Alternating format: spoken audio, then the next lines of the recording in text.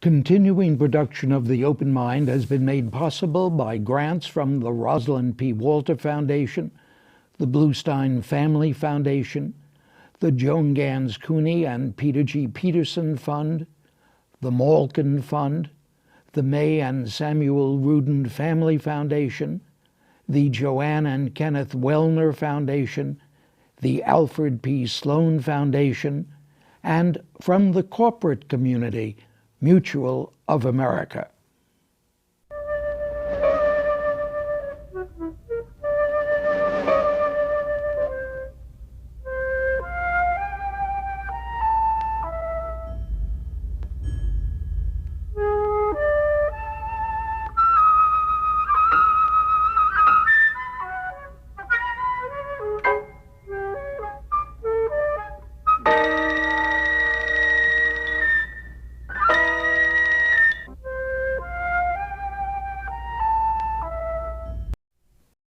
I'm Richard Heffner, your host on The Open Mind.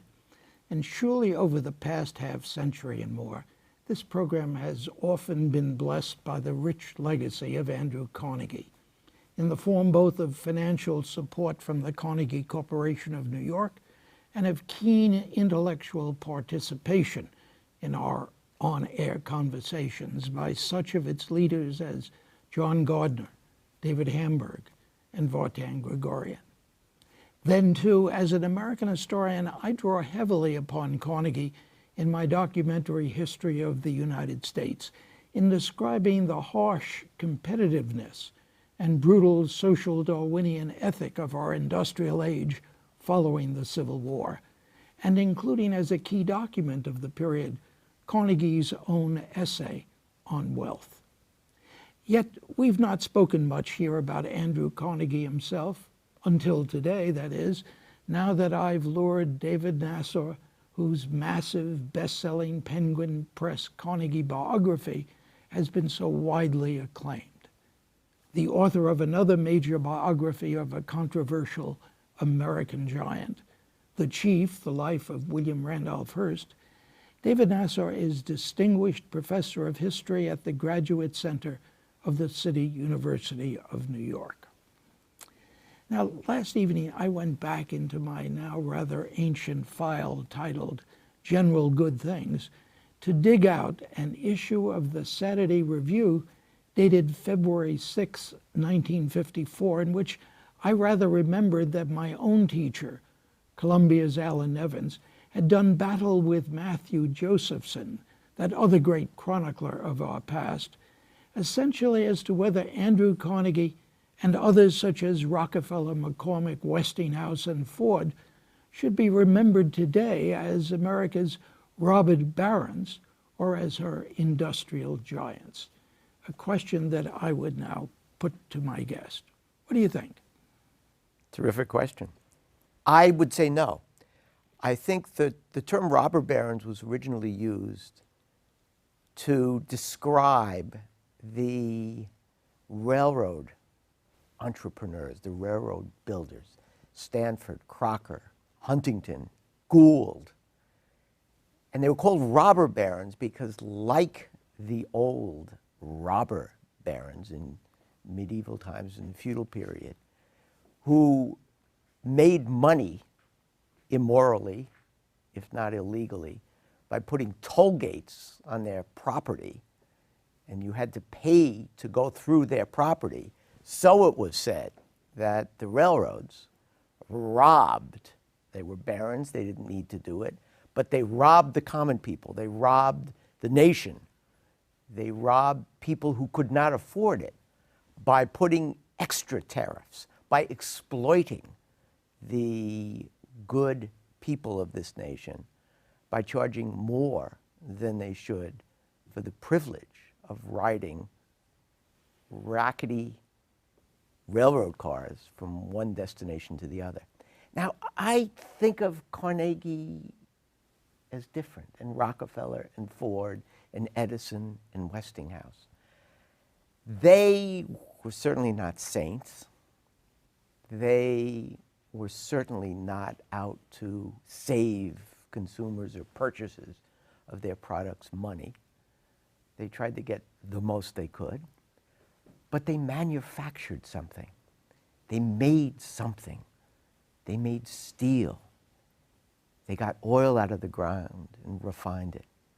They created, as Edison did and Westinghouse did, products that changed the way we live. They made a profit, and a very hefty profit, but they created something tangible that created to the material welfare of millions of Americans and millions of people around the world. So I would not put them in the same category as the railroad robber barons. I guess what I'm led to then is to ask you another question.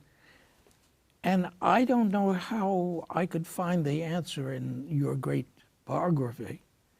Did you like him? Was he a good person? Or don't you need a good person to like him? I'm finishing my third biography. I'm just about to hand in a manuscript on Joseph P. Kennedy. Mm-hmm. And on Hearst and Carnegie and on Kennedy, the question is, did I like them? With all three, but especially with Carnegie, I was blessed, not necessarily by liking them at all moments, and by liking him at every moment of his life. Certainly didn't like him around Homestead. I certainly didn't like him when he outlawed unions. I certainly didn't like him when he instituted work rules that put men at his plants and his mills to work 12 hours a day, 6.5 days a week. But as a biographer, as a historian, I was never bored. I was never for a moment thought, why am I doing this? I was never wanted to stay in my room rather than go to an archive and read letters or read reports. Carnegie was absolutely fascinating human being.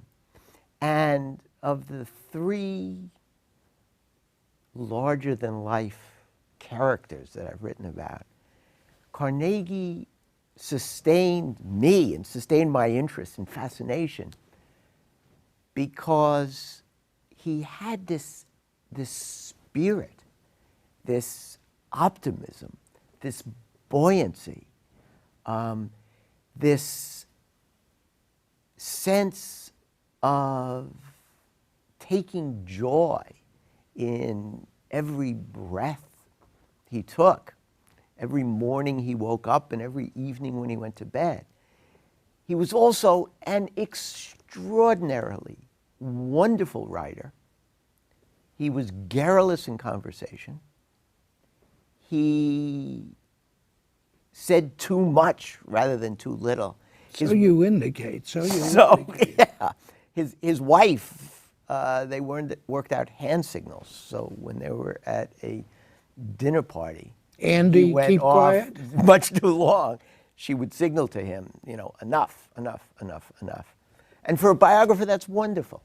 So I can't say that I liked him all the time, but I can say that I'm grateful that he held my interest for the many years and I worked on this and the many thousands of words I read by him or about him.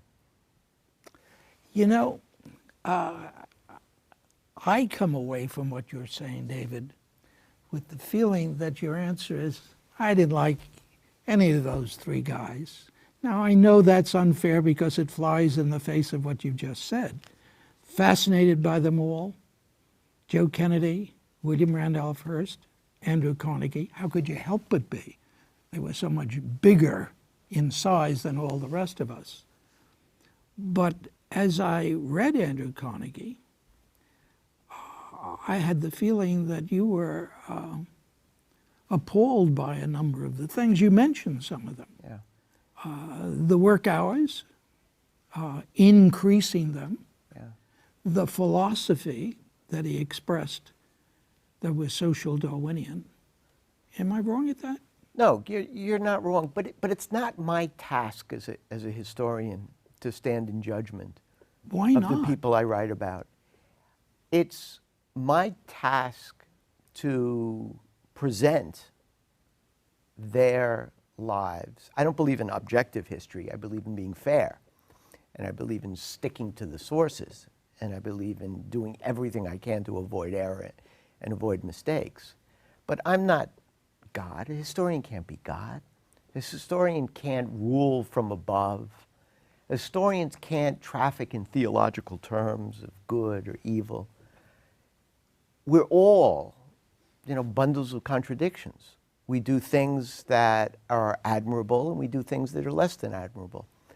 And my task in writing all of these biographies is to try to lay out the life in such a way that some people will say, you were too soft on him. And other people will say, God, you detested this man. You didn't like him. And when I do that, I think I succeed. Now, with all of these people, Carnegie lives an extraordinary life and a long life.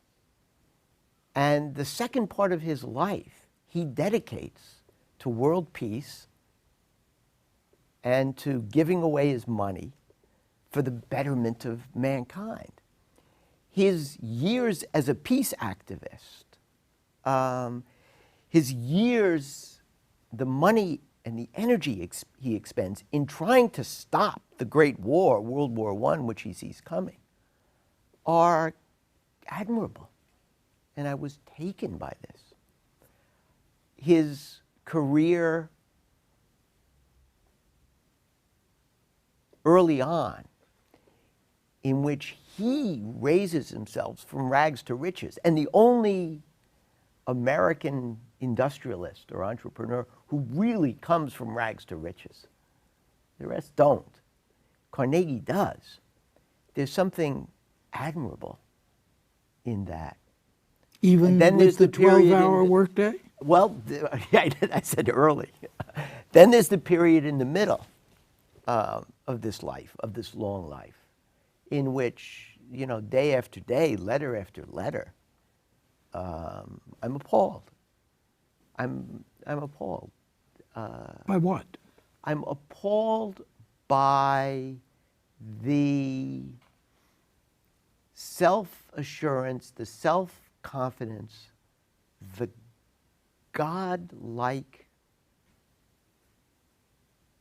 assurance in which he moves forward.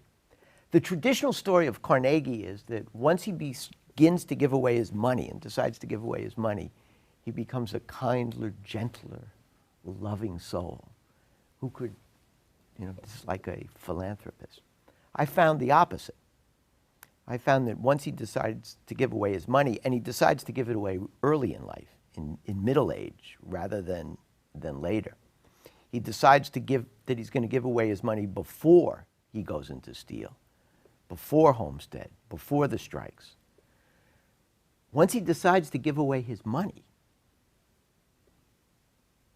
he has a reason for exploiting his workers that allows him to do things he has to, at some level, have known were wrong. And he says so.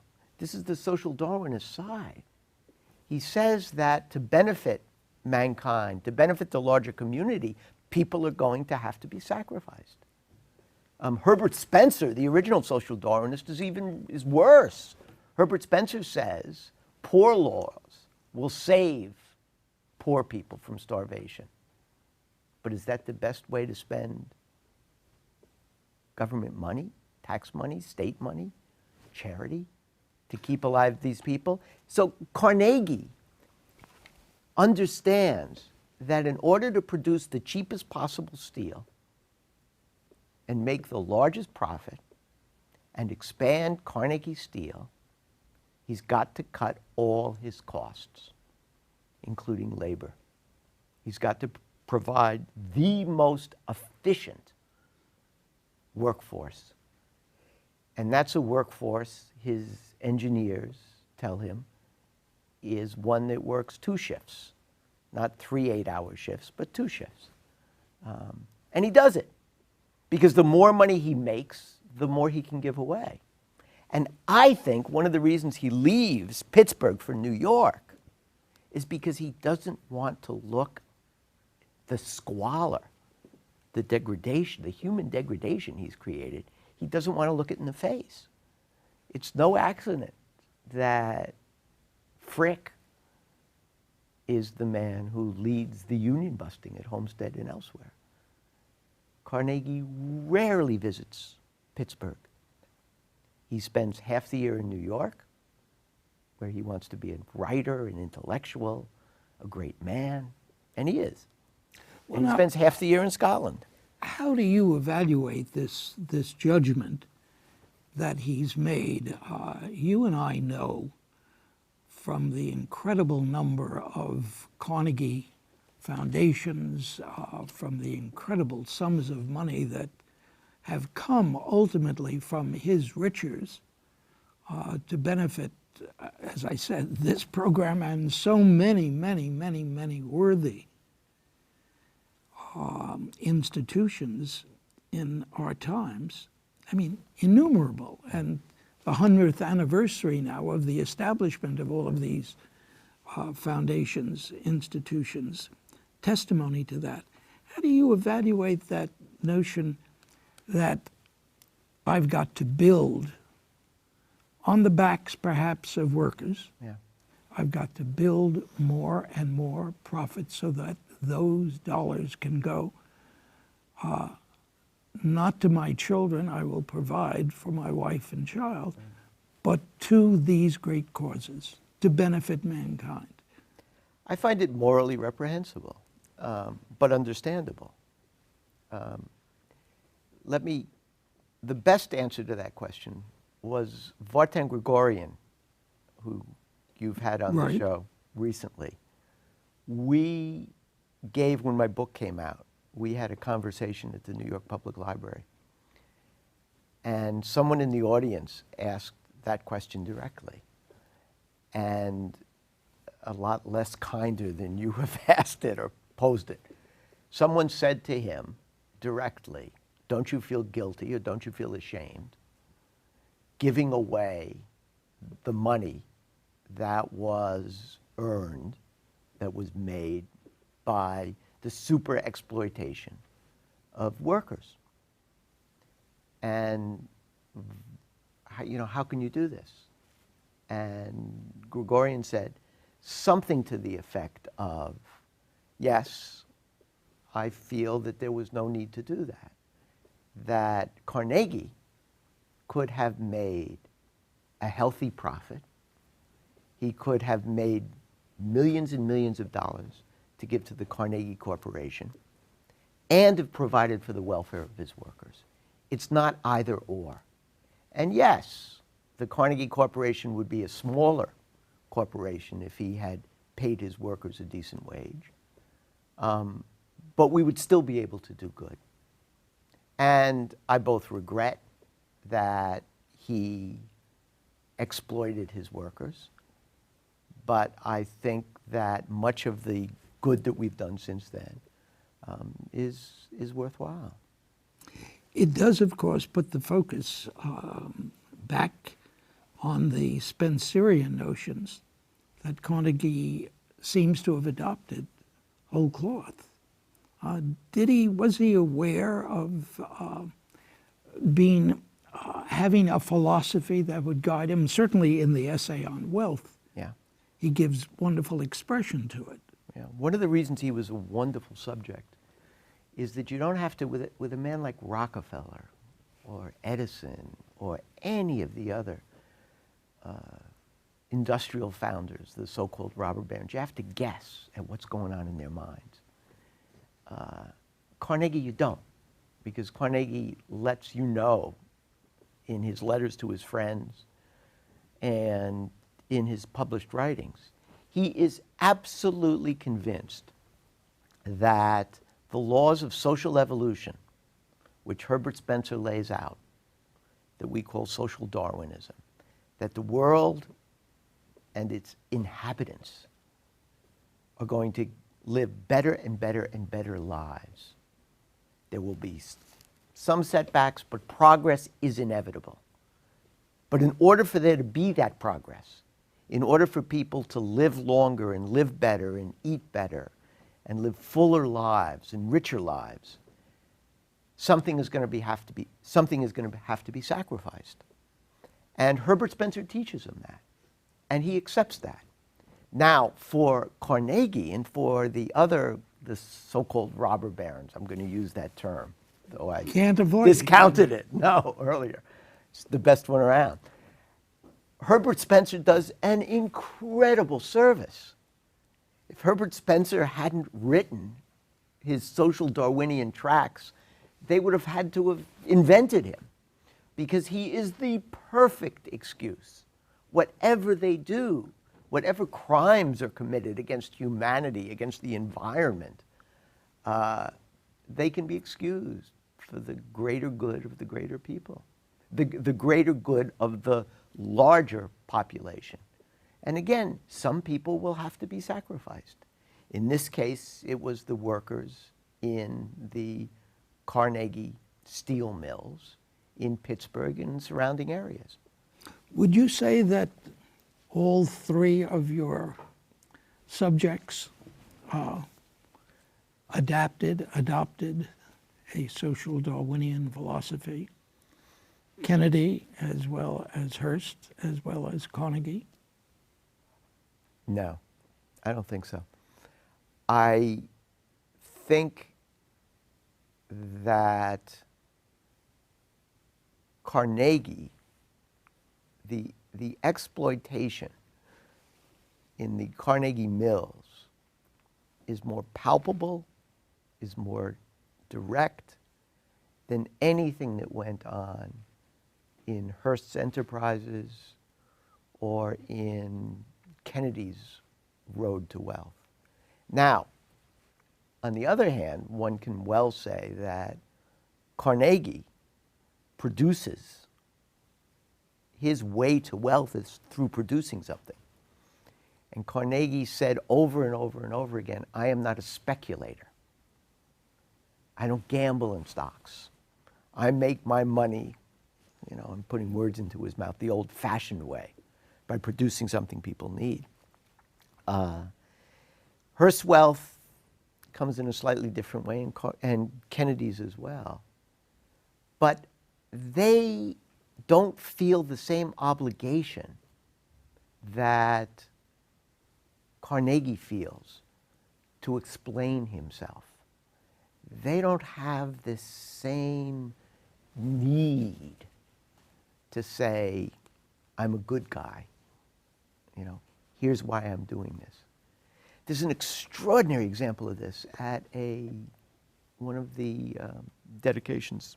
I talk about this in the book. At one of the dedications of a library in Pittsburgh, there are workers invited, or representatives of workers. They sit in the back.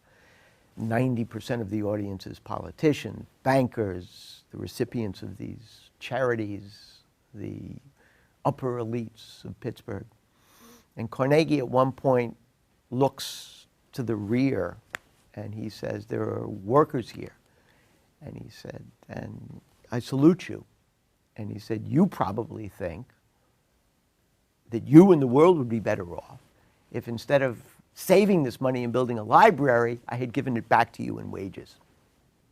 But let me tell you something. If I had done that, you would have spent those wages on better cuts of meat, on drink, maybe on better houses. He said, but I've given you and the community something much more important, a library. Those of us who grew and were educated thanks to Carnegie Free Libraries are so grateful to that. You and I'm sure, can testify to that. In just the 2 minutes that we have left, though, let me go back to the point that you make so strongly about his involvement in world peace, his great disappointment that he didn't achieve there. Did he really want to bring the Kaiser and TR and Yes. the Prime Minister or King of England together. Yes. He had an extraordinary notion that men of reason can settle all the problems. This is part of his social Darwinian philosophy, that wars belong to the 18th century and 19th century. Now that human beings are enlightened, they can sit down and settle their differences. And he believed that the best possible mediator would be Teddy Roosevelt. So we worked out a deal with Teddy Roosevelt. I'll pay for you to go to Africa on your safari, but when you come back, you bring together the crowned heads of Europe, and you get them to sign agreements that they will not go to war, that they will settle their differences peaceably in a world court, in what would later become a prototype of the League of Nations. Do you therefore chalk Carnegie up to having lots of naivete about him, or are you so admiring of his crusade in this direction that that's difficult to do? I think there is a role for utopians. I think there is a role for people of faith. I think there is a role for people who will remind us that much that goes on in this world is not rational, and that we should know better and that we should do better. And I think Carnegie, by reminding his contemporaries of that, did something admirable. You know, you've done something wonderfully admirable with this great book on Carnegie and the one on Hearst. And I must say I'm very eager to see the one on Joe Kennedy. Meanwhile, thank you for joining me today on The Open Mind. It's been a delight. And thanks too to you in the audience. I hope you join us again next time. Meanwhile, as an old friend used to say, good night and good luck. And do visit the Open Mind website at 13.org/openmind to reprise this program online right now, or to draw upon our archive of 1,500 or so other Open Mind and related programs. That's 13.org/openmind.